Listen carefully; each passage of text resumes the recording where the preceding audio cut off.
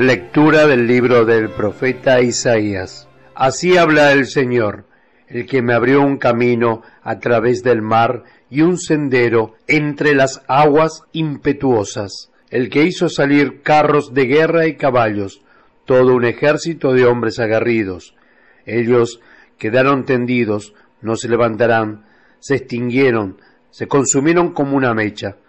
No se acuerden de las cosas pasadas, no piensen en las cosas antiguas. Yo estoy por hacer algo nuevo, ya está germinando. ¿No se dan cuenta? Sí, pondré un camino en el desierto y ríos en la estepa. Me glorificarán las fieras salvajes, los chacales y las avestruces, porque haré brotar agua en el desierto y ríos en la estepa, para dar de beber a mi pueblo, mi elegido, el pueblo que yo me formé para que pregonara mi alabanza. Palabra de Dios, te alabamos, Señor.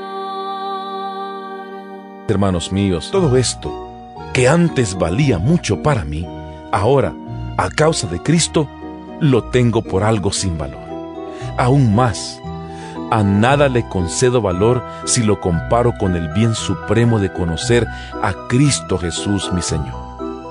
Por causa de Cristo lo he perdido todo, y todo lo considero basura a cambio de ganarlo a Él, y encontrarme unido a Él, no con una justicia propia, adquirida por medio de la ley, sino con la justicia que se adquiere por la fe en Cristo, la que da Dios con base en la fe.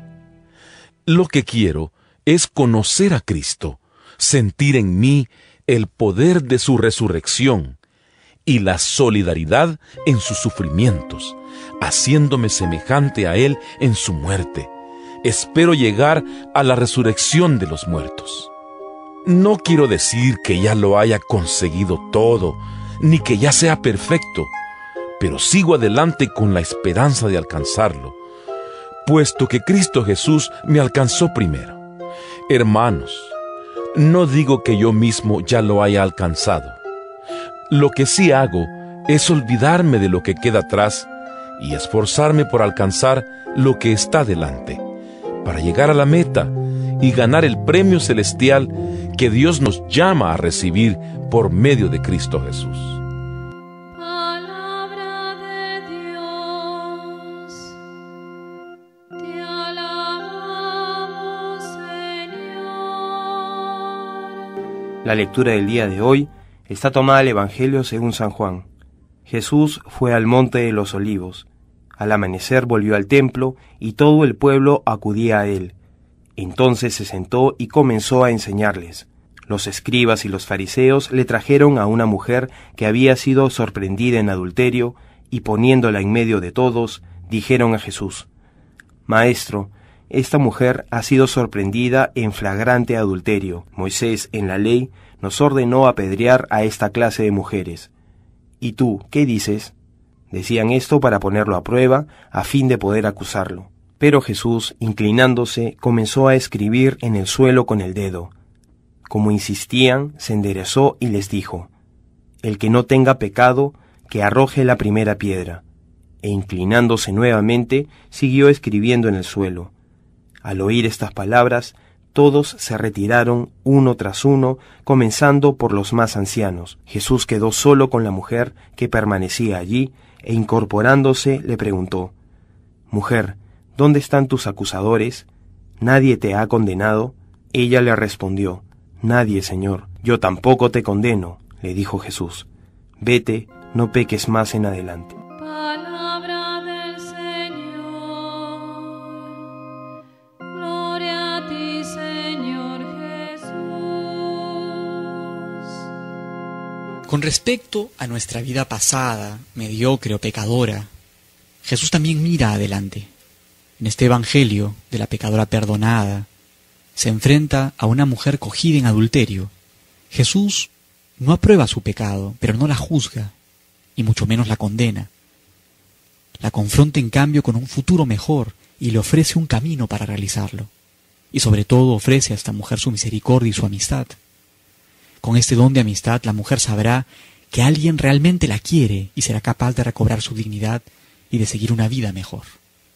El texto de San Pablo que se escucha en la segunda lectura de la misa de hoy nos hace reflexionar también en su propia experiencia, que es un buen ejemplo de lo que significa mirar para adelante en nuestras vidas cristianas. Él considera sus amores pasados como total pérdida una vez que encontró a Cristo. Ahora se ha olvidado de su pasado y su preocupación principal es seguir a Jesús. Por eso la Cuaresma es tiempo de mirar adelante, hacia la Pascua y su gracia de renovación.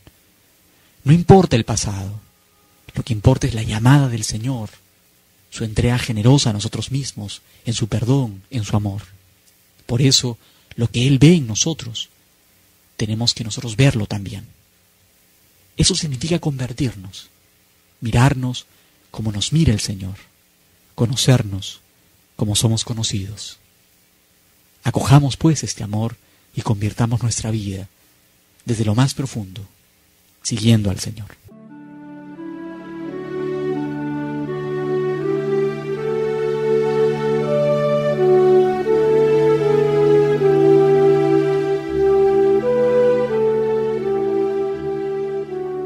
Si nos preguntan qué cosas son deseables en la vida, creo que damos dos respuestas.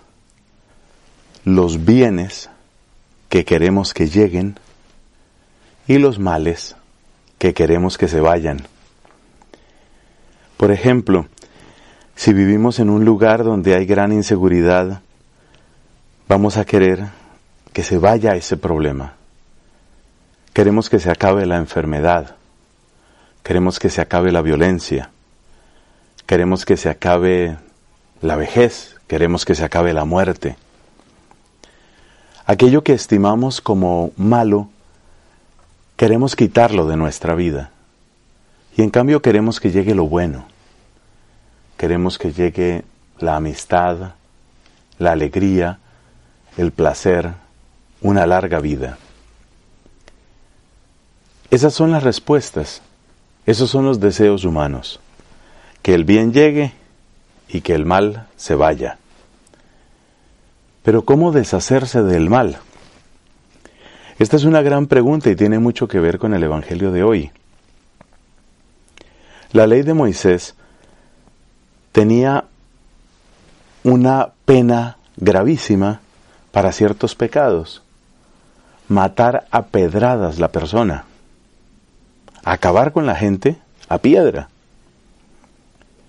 Algo así como en la suposición de que acabando con el pecador se acababa también el pecado. O tal vez pensando que si se da un ejemplo sumamente drástico de las cosas que no se deben hacer, es decir, de qué le pasa a la gente que hace lo que no tiene que hacer, pues ese ejemplo va a tener una gran repercusión porque entonces la gente va a evitar esos pecados. Por ejemplo, el adulterio. Consideraban los israelitas que el matrimonio y la familia son instituciones tan vitales para la supervivencia del pueblo de Dios que todo lo que pueda afectar el matrimonio pues tiene que ser castigado y tiene que ser castigado de manera drástica. Y por eso había esta legislación que mandaba apedrear a las personas, repito, pensando que acabando con el pecador se acaba con el pecado. La realidad humana es muy diferente. El pecado no se acaba cuando se acaba al pecador. La fuente del pecado está en otra parte. Y esa es una de las lecciones que podemos tomar del comportamiento, de la respuesta que tiene Cristo cuando le presentan a esta mujer adúltera, como está en el capítulo 8 del Evangelio de San Juan. Ahí está esta adúltera, y ella es como la imagen visible del pecado, o eso es lo que estima la gente que está ahí alrededor. Pero Jesús dice, el que esté libre de pecado, que tire la primera piedra. La piedra es lo que va hacia afuera, pero cuando Jesús dice el que esté libre de pecado, nos obliga a mirar hacia adentro. Y nos está contando que la verdadera lucha está adentro. En realidad, esa es la única parte del universo que genuinamente podemos cambiar. Adentro de nosotros. Esa es la vida que podemos hacer distinta. Eso es lo que podemos transformar. Y entonces Cristo nos dice, bueno, pues ahí donde realmente puedes cambiar las cosas, cámbialas. Ahí donde está tu verdadera lucha, no te desentiendas. No envíes tu responsabilidad a otras personas. Tu tarea está ahí pendiente. Tienes que hacerla. Esa es tu cuaresma. Esa es tu lucha. Ese es tu camino.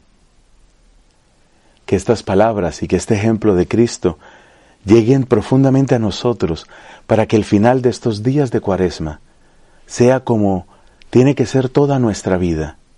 Una verdadera lucha abriendo espacio a la majestad y a la hermosura de Dios.